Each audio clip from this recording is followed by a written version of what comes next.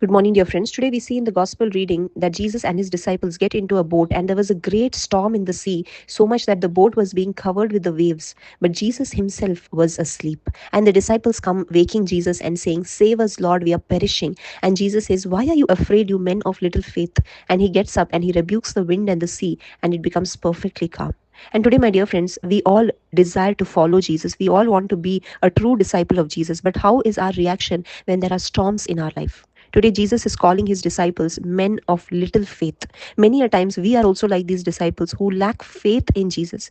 We have faith over all the little things in our life that God will look after us, He will take care of us, He will save us, and He is there with us. This shallow faith we all have. We have faith that God will provide all our needs, our financial needs, and various other needs of this world. We have that kind of faith. But do we have faith in the gospel of Jesus Christ? Do we know that we are going to have eternal life in him? Do we have this kind of faith that Jesus will come again, that he will take us with him, that we are not created for a temporary life here on earth, but we are created for eternity? And this is the faith that we need to develop. That's why it says in Romans 10:17, faith comes by hearing, and hearing the word of God. Today we need to constantly hear the gospel of Jesus Christ. These same disciples who were afraid when they saw a little storm after the crucifixion, the death, and the resurrection of Jesus, these very disciples were filled with courage, they were filled with boldness, and they were not afraid of any storm, any difficulty, any trial and testing that came in their life. Though they were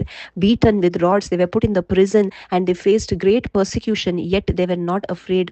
They were bold. And we see even in the life of Saint Paul, he says in Galatians chapter 2 verses 20, he says, "I have been crucified with Christ, and it is no longer I who live, but Christ lives in me. And the life which I now live in the flesh, I live by faith in the Son of God, who loved me and gave himself up for me." Today we also need to have this faith in the Son of God, who gave himself, he gave his life for us. And that's why when we have this kind of faith in the gospel, we will have confidence in him. Even in the greatest storm of our life, we will not be afraid. Instead, we will put our trust and confidence in him. We see that in the Old Testament, in Genesis, we read that Adam was given dominion over everything, but because of his disobedience, he lost that dominion. But Jesus shows that dominion, or even over nature today, because he was perfectly obedient to the Father. Today we need to live in obedience to the Father. This is the life that God has called man to live, in obedience. And today we need to have faith in the gospel. Let us be obedient